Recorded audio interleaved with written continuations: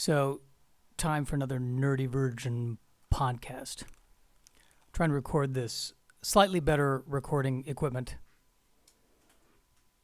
And the issue is that I am probably not even doing this right.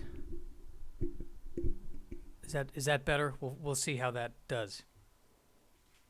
I'm trying to listen to myself as I'm doing this. And the problem is that there's like a half second delay as I'm listening to this on the phones, and I'm not happy about that. Not happy about that half second delay. But I'm going to take things off, and hopefully this will be fine. So look, guys, the Star Trek first two episodes of the latest season of Star Trek: Strange New Worlds, SNW, people. SNW just dropped. Episode 1 is dealing with the Gorn situation. Episode 2 is dealing with a faux wedding situation. Let's start with episode 1.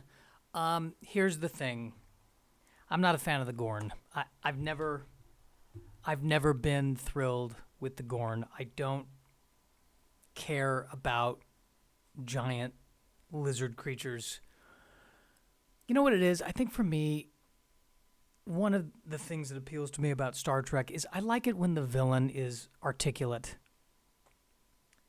That's why I think, between the Klingons and the Romulans, we're always going to go Team Klingon, because the Klingons, they're going to make a speech. It's going to be a great speech. There's going to be honor involved and blood wine, and there was this great epic story about Kahless and all this great speaking. They're good public speakers. I need villains with a good sense of public speaking. The Gorn, they just hiss at you. I want to finally see a talking Gorn. That's what I want.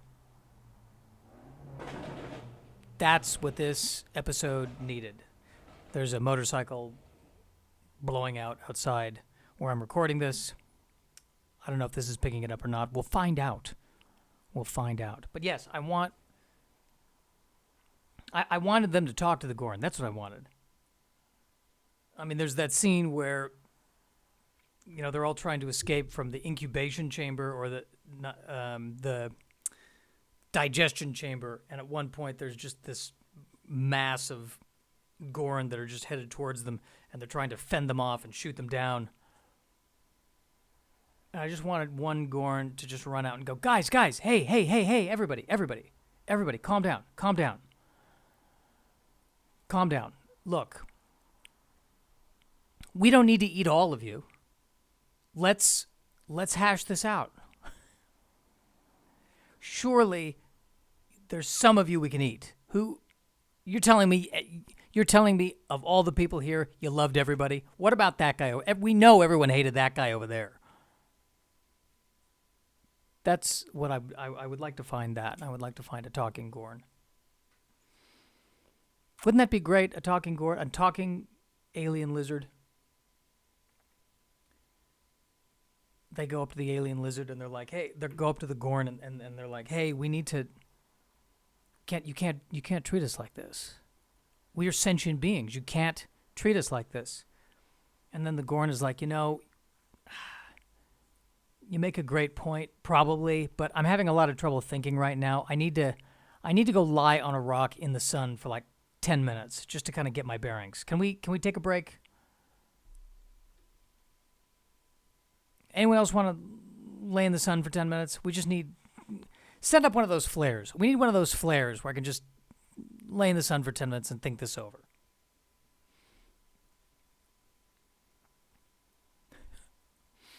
That's what I want. I want a talking Gorn, man. Finally, we will destroy the Federation. We're gonna destroy the Federation. I think I'm molting. Now, of all the times to molt.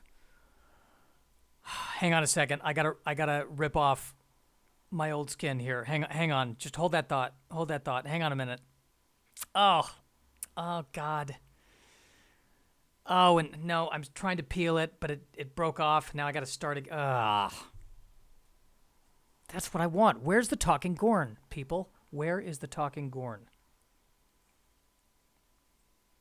It's always better when they can talk. Remember Darmok of Tanagra? Darmok and Jalad of Tanagra? The whole thing was about talking.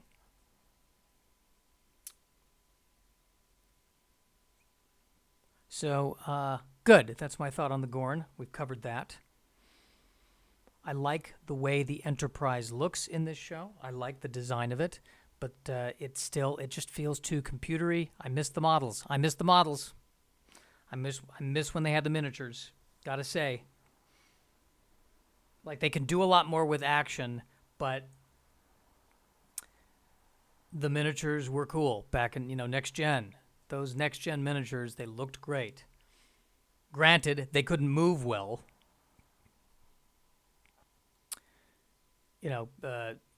Yesterday's Enterprise, when, they're fighting the ships, the big move that the Enterprise made is that it slowly turned around. Those 3 Klingon ships are headed at us at a very, very leisurely pace. They're gaining on us in about 3 hours. We're going to have to do something about these 3 Klingon ships. Those ships move so slowly in the Next Generation that Captain Picard very often had time to do a captain's log supplemental as the ship was bearing down on them. Captain's log supplemental, the ship is right outside. They're about to fire on us. We got about 2 hours. I'm going to get a nap, I think, get a hot shower. I'm going to make some toast.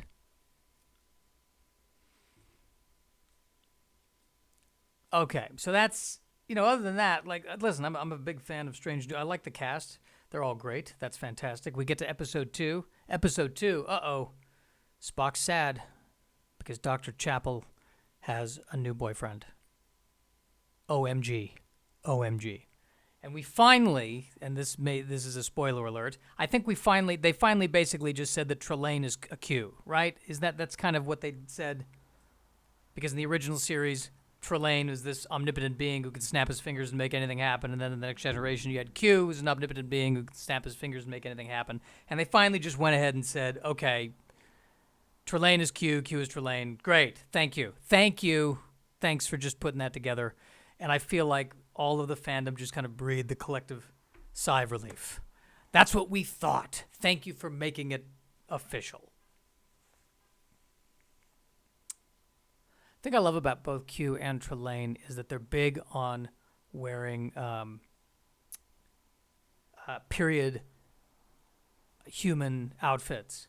Now, with the exception of Q wearing, I think in the pilot episode of Encounter at Farpoint, at one point he was dressed like a contemporary military officer.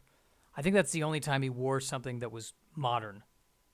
But they're big on, they like frills, they like the they like the puffy shirts. They like very restoration, very, they like anything that you would see at a Renaissance festival. For some reason, Q is really big into that kind of fashion. Never seen Q in bell-bottoms. Where's that? Never seen Q in skinny jeans. Now there's an episode. Q in skinny jeans. He'd be the only one who could be comfortable in the skinny jeans because he's a Q, and you all know I'm right.